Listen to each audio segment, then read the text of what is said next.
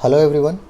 तो JPSC mains के लिए इकोनॉमी पोर्शन में मैंने आपको कुछ क्वेश्चंस दिया था। उसमें से क्वेश्चन नंबर 5 जो कि इंडस्ट्रियल पॉलिसी 1991 पे आधारित था, और क्वेश्चन नंबर 6 जो गुड्स एंड सर्विसेज टैक्स पर आधारित था, उन दोनों को अभी हम लोग डिस्कस करेंगे यहाँ पर।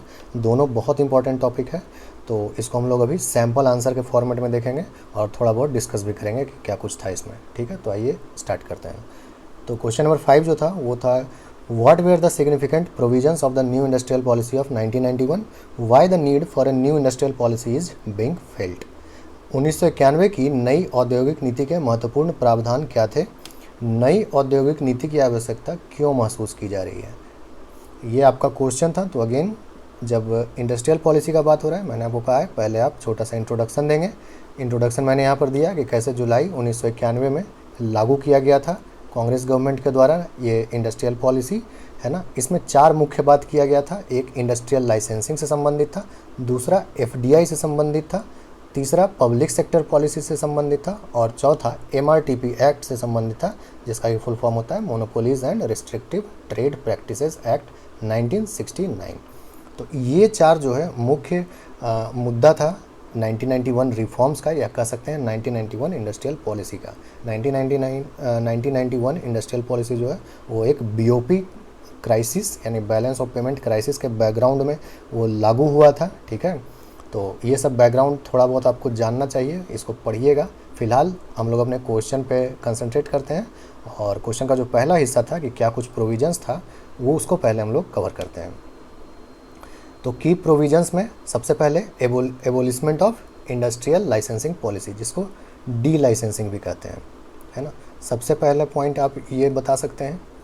ठीक है, डी लाइसेंसिंग कई सारे क्षेत्रों में आपका जो प्राइवेट सेक्टर था उसको एक्सपैंड करने के लिए, नया प्रोडक्ट लॉन्च करने के लिए, कुछ भी करना है, अगर आपको जो कर रहे हैं उसके अलावा कुछ भी करना है तो आपको लाइसेंस लेना पड़ता था। ठीक है, लाइसेंस राज था, परमिट राज था। तो इसको जो है समाप्त कर दिया गया। हर एक सेक्टर में नहीं, जो स्ट्रैटेजिकली इंपॉर्टेंट सेक्टर थे वहाँ पर नहीं इसको समाप्त किया गया था, जैसे कि एटॉमिक एनर्जी हो गया, डिफेंस हो गया, रेलवे हो गया, है ना, कोल एंड लिग्नाइट हो गया। इन सब सेक्टर में नहीं, लेकिन जितना भी वैसा सेक्टर जो स्ट्रैटेजिकली इंपॉर्टेंट नहीं है, वैसा सेक्टर में इसको लाइसेंस सिस्टम को समाप्त कर दिया गया था। ठीक है। सेकेंड पॉइंट है कि foreign investment in high priority industries was encouraged, है ना। एफडीआई जो है आपको 51% तक अलाउ कर दिया गया। ठीक है, 51% तक। उसके बाद फॉरेन टेक्नोलॉजी अगर ला रहा है कोई कंपनी तो उसको ऑटोमेटिकली जो है अप्रूवल दिया जाने लगा। ठीक है, कोई परमिशन का ज़रूरत नहीं था। अगर आप फॉरेन टेक्नीशियंस को लाते हैं, फॉरेन टेस्टिंग इक्विपमेंट्स लाते हैं, अगर इंडिजिनसली डेवलप्ड कोई आपका टेक्नोलॉजी है उसको टेस्ट करने के लिए फॉरेन आप हेल्प लेते हैं, तो वो सब के लिए आपको किसी भी प्रकार का परमिशन का ज़रूरत नहीं था। ठीक है, तो एफडीआई पॉलिसी रिलैक्स किया गया था काफ़ी, है ना। नेक्स्ट पॉइंट हम लोग देखते हैं वो है कि जो profit making public sector companies थे उनको ज़्यादा ऑटोनोमी देने का बात किया गया था। ठीक है ना, ज़्यादा स्वायत्ता देने का बात किया गया। जो ज़्यादा बीमार पब्लिक सेक्टर कंपनीज थे, बीमार यानी कि जो लॉस में जा रहे हैं, ठीक है, बस उनको खींचा जा रहा है आउट ऑफ पॉलिटिकल कंसिडरेशंस, वैसा कंपनीज को क्या किया गया, BIFR के पास भेजा गया, board for industrial and financial reconstruction, ताकि उनका एक रिवाइवल का फार्मूला कुछ बनाया जा सके, ताकि उनको रिवाइव किया जा सके उन कंपनीज़ को। ओके, कुछ और रिफॉर्म्स देखते हैं या फिर प्रोविजंस देखते हैं कि जो पब्लिक सेक्टर इंटरप्राइजेस थे, बोला गया कि इनको बस एसेंशियल काम के लिए रखा जाए, मतलब एसेंशियल सेक्टर्स में ही ऑपरेट किया जाए। ओके, जैसे मैन्युफैक्चरिंग कैपेबिलिटी बढ़ाने के लिए, टेक्नोलॉजी डेवलपमेंट करने के लिए, ऑयल एक्सप्लोरेशन, ठीक है, इंफ्रास्ट्रक्चर से रिलेटेड, ओके, डिफेंस से रिलेटेड, ये सब जो स्ट्रेटजिकली इंपॉर्टेंट सेक्टर होते हैं, बस इन्हीं में पब्लिक सेक्टर कंपनीज़ को ऑपरेट किया जाएगा। उनको गैर ज़रूरी चीज़ों में नहीं कंपनीज़ को चलाया जाएगा, पब्लिक सेक्टर कंपनीज़ को। ठीक है, या तो उनको डिसइन्वेस्ट कर दिया जाएगा, या मतलब उसमें गवर्नमेंट का हिस्सेदारी धीरे धीरे कम कर दिया जाएगा, या फिर उसको कम्प्लीटली जो है प्राइवेट सेक्टर के हाथों बेच दिया जाएगा। तो ये भी एक इम्पॉर्टेंट प्रोविज़न था न्यू इंडस्ट्रियल पॉलिसी 1991 का। उसके बाद पब्लिक सेक्टर कंपनी बड़ा निश्चिंत होकर ये सब काम कर रहा था उस वक्त तक। ठीक है ना, कि कोई कंपटीशन नहीं है मार्केट में। ठीक है, बिल्कुल लेथार्जिक अप्रोच। ओके, तो कंपटीशन को इंट्रोड्यूस करने का बात किया गया। तो कंपटीशन कैसे इंट्रोड्यूस होगा, तब इंट्रोड्यूस होगा जब उन एरियाज़ में जहाँ पब्लिक सेक्टर इंटरप्राइज ऑपरेट कर रहे हैं वहीं पर हम प्राइवेट सेक्टर को भी एंट्री दे देंगे, तो कंपटीशन जो है वो बढ़ जाएगा। ठीक है, उसके अलावा डिसइन्वेस्टमेंट, मतलब कामकाज सुधारने के लिए कहीं ना कहीं प्राइवेट, जैसे ही प्राइवेट एंट्री होगा तो एफिशिएंसी बढ़ेगा। ठीक है, डिसिप्लिन बढ़ेगा। तो इन सब की वजह से डिसइन्वेस्टमेंट भी प्रपोज किया गया पब्लिक सेक्टर कंपनीज़ का, ठीक है, यानी कि सरकार अपना शेयर जो है उसमें कम करने का बात शुरू किया था। तो कंपटीशन और डिसइन्वेस्टमेंट दो इम्पॉर्टेंट एस्पेक्ट था पब्लिक सेक्टर पॉलिसी का 1991 इंडस्ट्रियल पॉलिसी के तहत। एमआरटीपी एक्ट के तहत क्या किया गया कि लिमिट ऑफ एसेट्स इसको एबॉलिश कर दिया गया। लिमिट ऑफ एसेट्स क्या था? एमआरटीपी एक्ट बेसिकली क्या है कि आपका जो डीपीएसपी है आर्टिकल 39 उसमें बोला गया है ना कि कंसंट्रेशन ऑफ वेल्थ जो है वो single individual single business house के पास नहीं होना चाहिए। कंसंट्रेशन ऑफ वेल्थ हो गया, आपका एलोकेशन ऑफ रिसोर्स जो है वो सबको इक्विटेबल होना चाहिए, बराबरी के साथ होना चाहिए, सबको मौका मिलना चाहिए। तो इसी के मद्देनज़र ये MRTP act, monopolies and restrictive trade practices act 1969 1969 में इसको एक्ट इनेक्ट किया गया था ताकि किसी एक हाउस के कब्जे में ना आ जाए सारा रिसोर्स, सारा एसेट्स, है ना। तो इन लोग के ये जो कंपनीज थी इनके इन्वेस्टमेंट पे काफ़ी रोक टोक था, ठीक है। ये कहीं भी इन्वेस्ट नहीं कर सकते थे, इनको इन्वेस्ट करने का एक लिमिट था, यानी लिमिट ऑफ एसेट्स। इन्वेस्टमेंट क्या होता है? एसेट ही होता है ना, उससे डिविडेंड अर्न करता है, प्रॉफिट अर्न करता है कंपनीज़। तो इन्वेस्ट करने पे काफ़ी पाबंदी था। अब कंपनीज़ अगर इन्वेस्ट नहीं करेंगी तो कंपनी ग्रो नहीं करेंगी कंपनीज़, तो क्या होगा? एम्प्लॉयमेंट नहीं जनरेट होगा, इकॉनमी नहीं बढ़ेगा। तो ये जो एसेट का लिमिटेशन था इसको ख़त्म कर दिया गया। एमआरटीपी एक्ट के तहत जो प्रोविज़न था उसको ख़त्म कर दिया गया कि अब आप जो है बिना रोक टोक के इन्वेस्ट कर सकते हैं और अपना बिजनेस बढ़ा सकते हैं, ठीक है। तो कहीं ना कहीं जो 39 आर्टिकल का जो स्पिरिट था उसको यहाँ पर इसके तहत जो है कहीं ना कहीं उसके अगेंस्ट ये काम किया गया था, लेकिन एम्प्लॉयमेंट जनरेट करने के लिए ये ज़रूरी समझा गया था उस वक्त, ठीक है। तो ये कुछ इंपॉर्टेंट प्रोविजंस था आपका 1991 का इंडस्ट्रियल पॉलिसी का। तो अब हम क्वेश्चन का नेक्स्ट पार्ट पर आएंगे, ठीक है। अच्छा, इस क्वेश्चन का आंसर जो है आप एलपीजी हेडिंग के अंतर्गत भी लिख सकते हैं, ठीक है। एलपीजी हेडिंग के अंतर्गत लिखने का मतलब कि लिबरल पॉलिसीज़ के बारे में आप मेंशन कर सकते हैं। यही सब पॉइंट रहेगा, बस हेडिंग हो जाएगा कि लिबरल पॉलिसीज़ में क्या क्या किया गया, ग्लोबलाइजेशन के लिए कैसे एफडीआई बढ़ाया गया, है ना, प्राइवेटाइजेशन के लिए कैसे जो है सो आपका डिसइन्वेस्टमेंट का बात किया गया, है ना, बेचने का बात किया गया, कंप्लीट सेल का, लॉस मेकिंग कंपनीज़ को, ओके, या नॉन एसेंशियल आइटम्स जो पब्लिक सेक्टर कंपनीज़ कर रही थी उनको उस तरह लिबरल कर दिया गया, है ना। ब्यूरोक्रेटिक जो इन्फ्लुएंस था उसको कम किया गया। और जो है आपका आप इसमें एमआरटीपी एक्ट का बात कर सकते हैं, ठीक है। उसके अलावा जो फर्स्ट पॉइंट हम लोग देखें कि जहाँ पर डी लाइसेंसिंग का बात कर सकते हैं। तो ये सब जो है आप अलग अलग रहेगा पॉइंट्स वही, बट इसको लिबरलाइज्ड पॉलिसी, प्राइवेटाइजेशन पॉलिसी और ग्लोबलाइजेशन पॉलिसी के अंतर्गत भी इसका आंसर आप कर सकते हैं, ठीक है। खैर आगे देखते हैं। तो अगेन क्वेश्चन का नेक्स्ट पार्ट पे जाने से पहले हम थोड़ा सा उसको इंट्रोड्यूस कर देंगे कि अच्छा काम किया 1991, ठीक है। परमिट राज ख़त्म किया, उसके बाद ब्यूरोक्रेटिक हर्डल्स को दूर किया, फॉरेन इन्वेस्टमेंट काफ़ी लाया देश में, एग्जिस्टिंग कंपनीज़ जो थे उनको एक्सपेंड करने में हेल्प किया। लेकिन उसके अलावा कई सारा प्रॉब्लम्स भी देखने को मिला उस पॉलिसी में over a period of time. आखिर 1991 का है, अब 3 दशक गुजर चुका है, तो प्रॉब्लम्स तो देखने को मिलेगा ही। तो उन्हीं के बारे में हम लोग डिस्कस करेंगे कि क्या प्रॉब्लम्स था और अभी क्या नया नीड जनरेट हो गया है कि अगेन हमको एक नया पॉलिसी चाहिए। 2 बात डिस्कस करेंगे तो क्वेश्चन का आपका नेक्स्ट पार्ट कंप्लीट हो जाएगा। पुराना पॉलिसी का कमी और नया पॉलिसी में क्या चाहिए, तो वो दोनों जो है आपको पॉइंट मेंशन करना पड़ेगा। तो पुराना पॉलिसी में क्या कमी है, ठीक है। तो सबसे पहले आपको एफडीआई पॉलिसी का बात किया गया था वहाँ पर, तो उसको रेशनलाइज करने का ज़रूरत है आज के डेट में, क्योंकि उस वक्त एफडीआई नहीं आ रहा था बिल्कुल देश में। अभी 2020 का बात किया जाए तो इंडिया 5वां सबसे बड़ा एफडीआई रेसिपिएंट बनकर सामने आया है। तो कहीं ना कहीं एफडीआई पॉलिसी को जो है रेशनलाइज करने का ज़रूरत है ना। तो इसलिए भी नया इंडस्ट्रियल पॉलिसी आना चाहिए। पब्लिक सेक्टर पॉलिसी के बारे में जितना कम बोला जाए उतना कम है। इसमें तो प्रॉब्लम्स ही प्रॉब्लम्स हैं। इस पर तो पूरे 40 मार्क्स का एक क्वेश्चन आपको पूछा जा सकता है ना। इसमें राजनीतिक इंटरफेरेंस है, ओवर कैपिटलाइजेशन है। ओवर कैपिटलाइजेशन यानी ज़्यादा लागत, किसी भी चीज़ को बनाने में, किसी भी प्रोजेक्ट को बनाने में जो है लागत ज़्यादा आ जाता है, इतना आउटपुट नहीं आता है कि आपको उससे प्रॉफिट हो सके, ठीक है। पुअर प्राइस पॉलिसी, या तो दाम हद से ज़्यादा रखा जाता है पीएससीज के द्वारा प्रोड्यूस किया हुआ गुड्स का, या फिर उसको हद से ज़्यादा कम रखा जाता है। मतलब पॉलिटिकल इंटरफेरेंस बहुत ज़्यादा है और जो है सो मार्केट डिसिप्लिन नहीं है, ठीक है। तो इन सब चीज़ों की वजह से पब्लिक सेक्टर पॉलिसी को भी सुधारने की ज़रूरत है, इसलिए भी नया इंडस्ट्रियल पॉलिसी होना चाहिए। उसके अलावा इंसॉल्वेंसी, बैंकरप्सी को नया कानून लागू हुआ है over the period of time, है ना। जीएसटी लागू हो गया 2017 में, है ना। IBC 2016 में डिजिटाइजेशन तो हर क्षेत्र में आजकल हो गया है।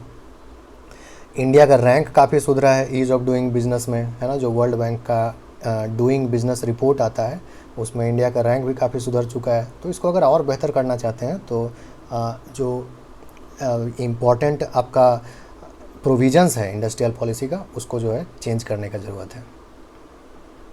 आगे बात किया जाए मैन्युफैक्चरिंग सेक्टर के बारे में, तो एग्रीकल्चर के बाद मैन्युफैक्चरिंग के बाद जो है आपका इंडस्ट्री सर्विसेज सेक्टर। कुछ ऐसा जनरली देखने को मिलता है किसी भी डेवलपिंग इकोनॉमी में। भारत का क्या है कि एग्रीकल्चर से सीधा सर्विसेज सेक्टर में लेबर फोर्स जा रहा है ना। बीच में मैन्युफैक्चरिंग मिस हो जा रहा है क्योंकि यहाँ पर ग्रोथ नहीं है, ठीक है। ये ग्रो करेगा तब तो फिर आने वाला जो जितने भी एक्स्ट्रा व्यक्ति हैं जो कि लेबर फोर्स हैं, जो उनको ये एब्जॉर्ब ही नहीं कर पाएगा, उतना क्षमता ही नहीं है, उतना ग्रोथ ही नहीं है इसका, ठीक है। ये 15 से 18% के बीच ये जो है इसका शेयर जो है जीडीपी में वो स्टैग्नेंट हो गया है। तो अगेन आपको एक नया इंडस्ट्रियल पॉलिसी चाहिए ताकि इस क्षेत्र में जो है सुधार किया जा सके। ओके, उसके बाद जॉबलेस ग्रोथ के बारे में आप बात कर सकते हैं, है ना, कि क्या ये मॉडल वाकई में कामयाब हुआ है। जॉब तो क्योंकि लोगों को मिला नहीं उस अनुसार, 5 से 7% आपका अनएम्प्लॉयमेंट कंटिन्यू देखने को मिलता रहा है, ठीक है। और अभी क्राइसिस में तो ये सब और भी ज़्यादा अनएम्प्लॉयमेंट बढ़ गया है। तो अगेन उसके बारे में भी आप बता सकते हैं कि कैसे एक नया इंडस्ट्रियल पॉलिसी इस एरिया में सुधार करने के लिए ज़रूरी है।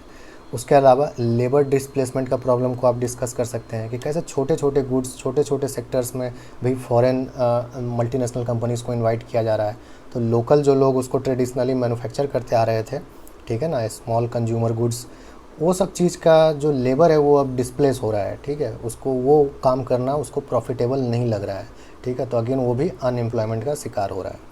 तो इसको भी, ये भी एक रीज़न है कि आपको एक नया इंडस्ट्रियल पॉलिसी बनाना होगा और इन सब सेक्टर्स पे ध्यान देना होगा।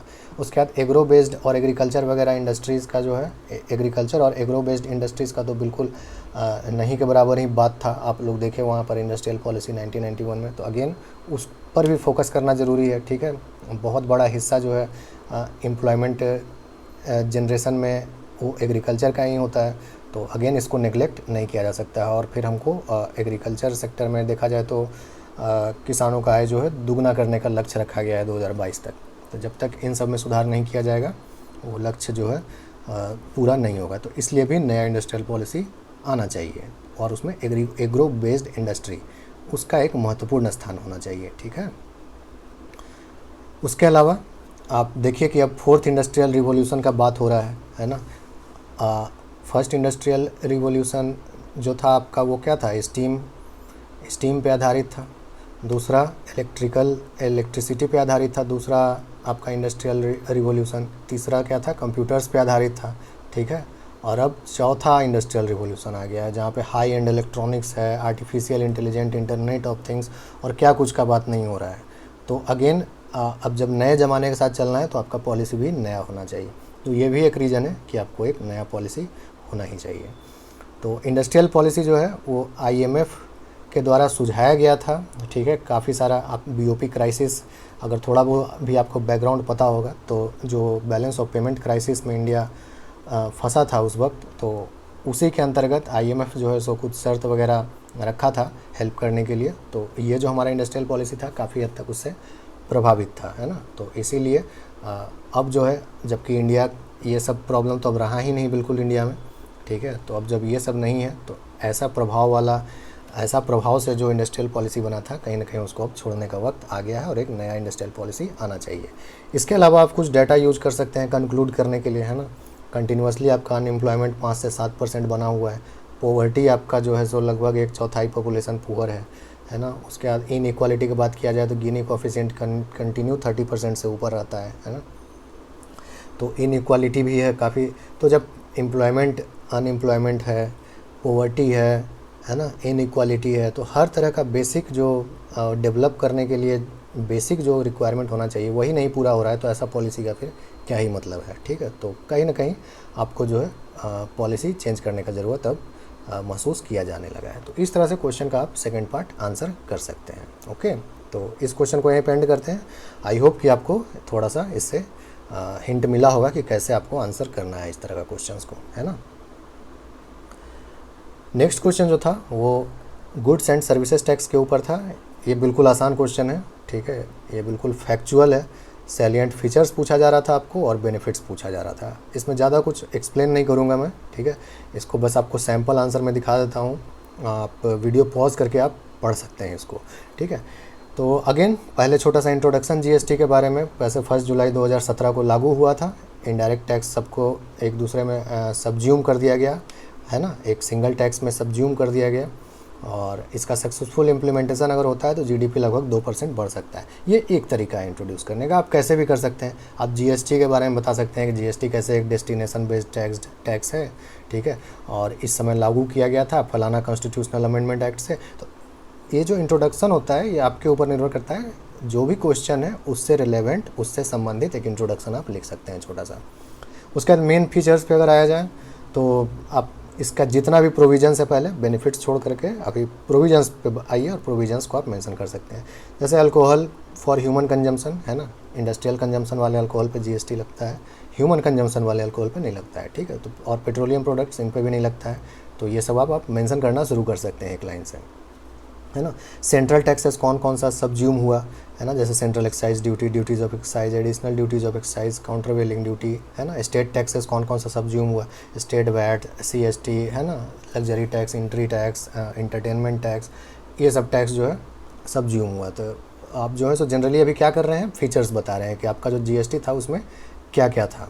उसी तरह आप आईजीएसटी के बारे में बता सकते हैं, inter state transaction of goods का। उसके बाद जीएसटी में हमारा क्या है कि किस लिमिट तक जीएसटी नहीं लेवी किया जा सकता है, उसके बारे में बता सकते हैं आप। उसका लिमिट 40 लाख है, ठीक है। उसके बाद कंपोजिशन स्कीम के बारे में आप बता सकते हैं जीएसटी के अंतर्गत कि अगर 1.5 करोड़ तक टर्नओवर है तो आपको जीएसटी का ज़्यादा जो है पेच में फंसने का ज़रूरत नहीं है, आप सीधा सीधी टैक्स दे सकते हैं एक पर्टिकुलर %, ठीक है। उसी तरह कंपेंसेशन के बारे में, जो स्टेट्स को कंपेंसेशन दिया जा रहा है उसके बारे में आप मेंशन कर सकते हैं कि 5 साल तक ये कंपेंसेशन दिया जाएगा, ठीक है। 2015-16 स्टेट्स का क्या रिवेन्यू था उसको बेस बना लिया गया है और ऐसा एज्यूम किया गया है कि 14% वो हर साल ग्रो करता, ठीक है। तो उसी अनुसार कंपेंसेशन स्टेट्स को दिया जाएगा अगर उनको रिवेन्यू का नुकसान होता है तो, ठीक है, इस फार्मूले के हिसाब से। उसके बाद 4 स्लैब है, 5%, 12%, 18%, 28%, है ना। उसके अलावा कई सारा एग्जेम्प्ट गुड्स होता है, ठीक है। एग्जेम्प्ट गुड्स मतलब ये नहीं होता है कि उस पर जीएसटी नहीं लगा, यहाँ पर थोड़ा सा ध्यान दीजिएगा, ठीक है। एग्जेम्प्ट गुड्स मतलब जीएसटी के नेट में है वो गुड, लेकिन उस पर छूट मिला हुआ है, ठीक है। उस पर जीएसटी आपका नहीं लग रहा है, देना नहीं पड़ रहा है, लेकिन जीएसटी नेट में आता है। अब जैसे अल्कोहल हो गया, आपका ह्यूमन कंजम्पशन वाला पेट्रोलियम प्रोडक्ट्स हो गया, तो वो जीएसटी का कहीं लिखा हुआ ही नहीं है, मतलब जीएसटी वाला जो रूल बुक है उसमें कहीं उसका नाम नहीं है, मतलब वो उस पर जीएसटी लगता ही नहीं है, ठीक है। लेकिन जो एग्जेम्प्ट गुड्स होता है, जैसे दूध हो गया, मछली हो गया, इन सब चीज़ों पे जैसे जैसे एग्जेम्प्ट है, इस पर जीएसटी लग सकता है, लेकिन बाय नोटिफिकेशन बोला गया कि नहीं लगेगा, ठीक है। तो ये सब एग्जेम्प्ट होता है। और वो अल्कोहल और जो पेट्रोलियम वाला बात की है वो क्या है आपका, उस पर जीएसटी लगता ही नहीं है, GST is not applied on those products, ठीक है। तो दोनों में थोड़ा सा डिफ्रेंशिएट करने का समझने का कोशिश करेंगे, ठीक है। उसके अलावा एक्सेस लिया जाता है कुछ गुड्स पे, लग्जरी गुड्स हो गया, है ना, या जो आपका ये सब है टोबैको प्रोडक्ट वगैरह है, उन सब पे एक्सेस लिया जाता है। और ये जो सेस लिया जाता है ये बेसिकली यही कंपेंसेशन के लिए लिया जाता है, ठीक है ना। स्टेट्स को जो कंपेंसेट करना है अगर कोई रिवेन्यू लॉस होता है तो वहीं से कंपेंसेट किया जाएगा, वो जो सेस लिया जाता है लग्जरी गुड्स और आपका टोबैको प्रोडक्ट्स वगैरह पे, और भी काफ़ी सारा प्रोडक्ट्स हैं, ठीक है। तो वो जो है अगेन एक जीएसटी का प्रोविज़न है। आगे देखते हैं। तो असेसमेंट का जहाँ तक बात है ना, तो 90% असेसमेंट स्टेट्स के हाथ में है, जो 1.5 करोड़ से नीचे टर्नओवर वाले बिजनेसेस हैं उनका, ठीक है। 1.5 करोड़ से ऊपर टर्नओवर वाले जो बिजनेसेस हैं उसमें दोनों स्टेट और सेंटर 50-50% टैक्स पेयर का असेसमेंट करेंगे, ओके। उसके बाद आप ई वे बिल के बारे में बता सकते हैं कि कैसे ई वे बिल का ज़रूरत पड़ता है, ठीक है। एक पार्टिकुलर अमाउंट से ज़्यादा का सामान अगर आप ट्रांसपोर्ट कर रहे हैं, ठीक है, एक पार्टिकुलर दूरी से ज़्यादा, तो आपको एक ई वे बिल अपने साथ रखना पड़ेगा, जनरेट करना पड़ेगा, ठीक है। तो ई वे बिल के बारे में भी आप थोड़ा सा बता सकते हैं। यहाँ थोड़ा ज़्यादा लंबा एक्सप्लेन हो गया है, आप अपना वर्ड लिमिट में रहते हुए चीज़ों को मुझे यहाँ पर आपको बताना होता है, इसलिए कई बार मैं थोड़ा सा ज़्यादा लंबा लिखता हूँ, ठीक है ना। बहुत ज़्यादा ज़रूरी नहीं है हर एक छोटा छोटा चीज़ को एक्सप्लेन करना, ठीक है। आप सिंपली ई वे बिल लिख करके भी एक लाइन में निकल सकते हैं कि जीएसटी में एक ई वे बिल का प्रोविज़न है, ठीक है, गुड्स को ट्रांसपोर्ट करने के लिए, दैट्स इट। अब ई वे बिल क्या है उसको उतना एक्सप्लेन करने का ज़रूरत नहीं है, यहाँ पर बस आपको समझाने के लिए थोड़ा सा ज़्यादा लंबा मैं लिखता हूँ, ठीक है ना। इसलिए देखिए 700 वर्ड लगभग पहुँच चुका है, आप इसको थोड़ा कंप्रेस करने का कोशिश करेंगे।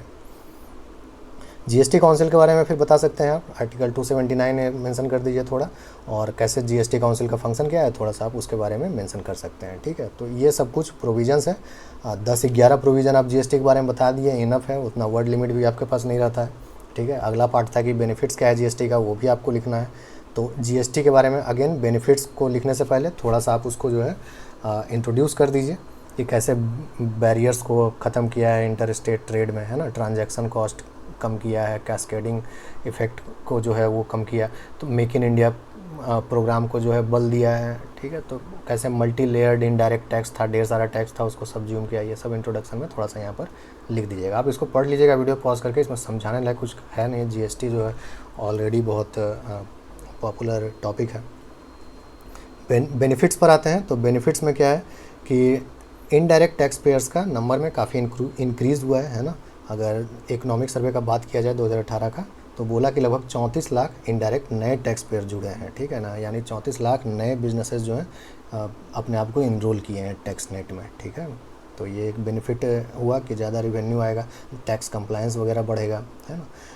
उसके बाद सिंपल हो गया, पहले ढेर सारा टैक्स था, अब एक टैक्स है, तो कहीं ना कहीं सिंपल हुआ है, तो आप बता सकते हैं, वो भी पॉइंट आप ऐड कर सकते हैं इसके बेनिफिट में, है ना। कास्केडिंग, पहले जिसको टैक्स पे टैक्स लगना कहते थे, वो चीज़ अब ख़त्म हुआ है, हालांकि वो वैट में भी प्रोविजंस था, ठीक है।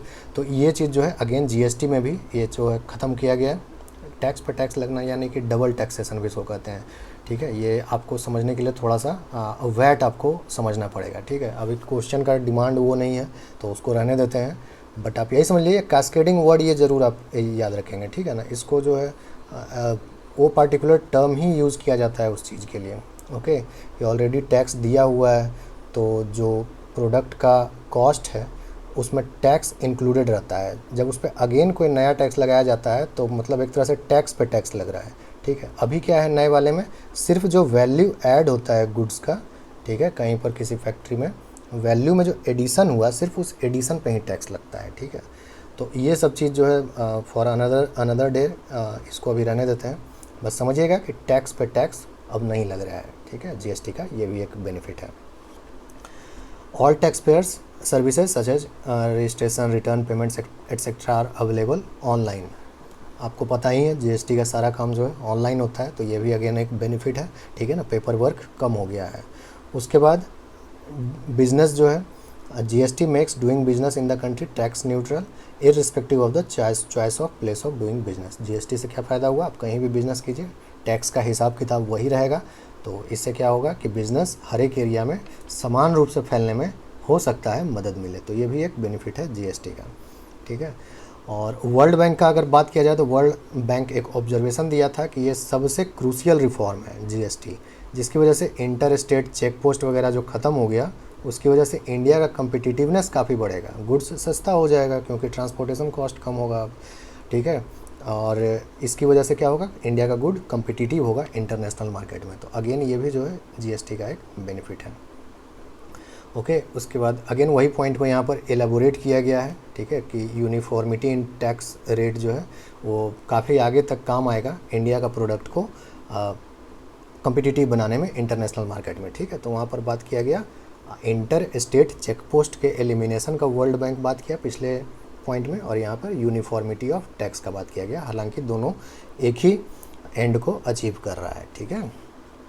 नेक्स्ट पॉइंट देखते हैं, वो है बेटर टैक्स कंप्लायंस होगा क्योंकि आईटी इंफ्रास्ट्रक्चर अच्छा है, इनपुट टैक्स क्रेडिट, ये सब कॉन्सेप्ट पढ़िएगा आप लोग, ठीक है।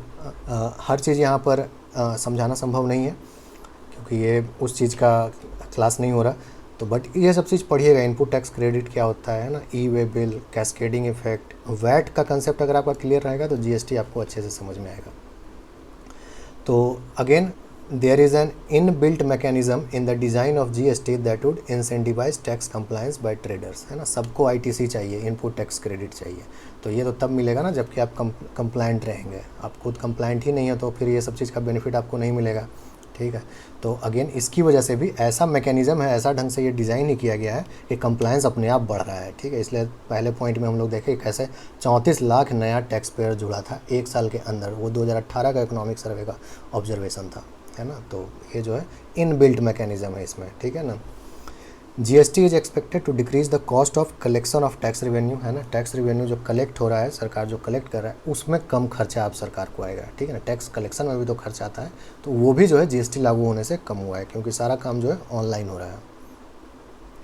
तो इस तरह से जीएसटी का हम लोग देखें लगभग 10-11 पॉइंट डिस्कस किए उसका फीचर्स का, और उतना ही पॉइंट उसका डिस्कस किए बेनिफिट्स का। तो इस तरह से जीएसटी जो है आपका एक छोटा सा सिंपल सा क्वेश्चन जो है आपको पूछा जा सकता था एग्ज़ाम में, और ये सब पॉइंट्स आप उसमें मेंशन करें। और भी कई सारा पॉइंट है, बट चूँकि आपको वर्ड लिमिट में रहना होता है, ठीक है, इसलिए मैं हमेशा कहता हूँ अगर पॉइंट्स आपके पास एक्स्ट्रा है तो पॉइंट्स नहीं छोड़ना है, भले ही आपको उसके लिए अपना जो ऑलरेडी एग्जिस्टिंग पॉइंट है उसको कंप्रेस करना पड़े, उसको छोटा करना पड़े, पॉइंट्स नहीं छोड़ेंगे, ठीक है। उसके बाद आप कंक्लूड कर देंगे जीएसटी के बारे में बताते हुए कि कैसे जीएसटी अच्छा भी है बुरा भी है, थोड़ा बहुत आप जो है सो उसको कंपेंसेट करता हुआ एक मिडिल पाथ लेते हुए कंक्लूड करना चाहिए। ऐसे किसी चीज़ का बहुत ज़्यादा तारीफ भी नहीं करना है और बहुत ज़्यादा बुराई भी नहीं करना है, मिडिल पाथ लेते हुए, ठीक है ना। तो जीएसटी जो है एक नया कंसेप्ट है इंडिया के लिए, ठीक है। अभी कुछ भी कॉन्क्रीट कहना संभव नहीं है, लेकिन अभी भी कई सारा बॉटलनेक्स है, ठीक है। जीएसटी में और क्या कुछ काम करना चाहिए, आप कुछ सुझाव दे दीजिए। कंक्लूज़न में एक कंक्लूड करने का यह भी तरीका होता है कि आप कुछ सुझाव दे सकते हैं, ठीक है। तो कैसे जो है सो एससी जीएसटी और आपका ये जीएसटी यहाँ होना चाहिए था, ठीक है, जीएसटी स्टेट जीएसटी और सीजीएसटी इनपुट टैक्स क्रेडिट जो है वो आपस में स्वैप नहीं किया जा सकता है, क्रॉस यूटिलाइजेशन नहीं किया जा सकता है, ठीक है ना। मैन्युफैक्चरिंग स्टेट जो है हमेशा उनको एप्रीहेंशन होता रहता है कि जो है उनको नुकसान हो जाएगा नया टैक्स रेजिम में, है ना। उसके अलावा स्टेट्स का कई सारा स्टेट्स ऐसा बोलते हैं कि उनका ऑटोनोमी जो है, स्वायत्ता जो है कहीं ना कहीं कम हो गया है, टैक्स लगाने का उनका क्षमता कम हो गया है, ठीक है। उसके बाद कुछ बैंक्स और इंश्योरेंस कंपनी भी जो है मल्टीपल रजिस्ट्रेशंस को लेकर के सवाल उठाते रहते हैं, ठीक है। उसके बाद सेस वगैरह भी लिया जा रहा है जीएसटी के ऊपर, है ना। तो वो सब आप कुछ सुझाव देते हुए कि इन सब चीज़ पे अगर और काम किया जाए तो जीएसटी जो है एक बेहतर फॉर्म में स्टेबलाइज होगा देश में आने वाले दशक में, ठीक है। और जीएसटी का सक्सेस जो है पॉलिटिकल कंसेंसस आपको पता है जीएसटी काउंसिल में सारा निर्णय होता है, जहाँ पर सेंटर का भी से है, जहाँ पर स्टेट का भी से है, ठीक है। तो पॉलिटिकल कंसेंसस पे इसका सक्सेस निर्धारित है। टेक्नोलॉजी, क्योंकि सब कुछ ऑनलाइन हो रहा है, आईटी इंफ्रास्ट्रक्चर अच्छा होना चाहिए इसके लिए, ठीक है। और टैक्स ऑफिशियल्स को भी एडाप्ट करना पड़ेगा, पहले सब पेपर वर्क पे थे, अब सब जो है सो ऑनलाइन आ गए हैं। तो ये सब कुछ मसला है जिस पर अगर कंटिन्यूसली काम किया जाए तो जीएसटी जो है सक्सेसफुल हो सकता है। तो इस तरह से लगभग 650 के आसपास ये वर्ड था, है ना, 650 से 700 के बीच आपका ये आंसर कंप्लीट होता है।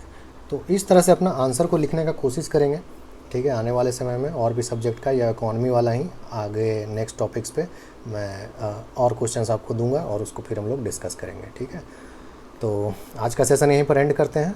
उम्मीद है आपको इससे कुछ बेनिफिट हुआ होगा। मिलते हैं अगले वीडियो में, तब तक अपना ख्याल रखिए और पढ़ाई करते रहिए। Thank you.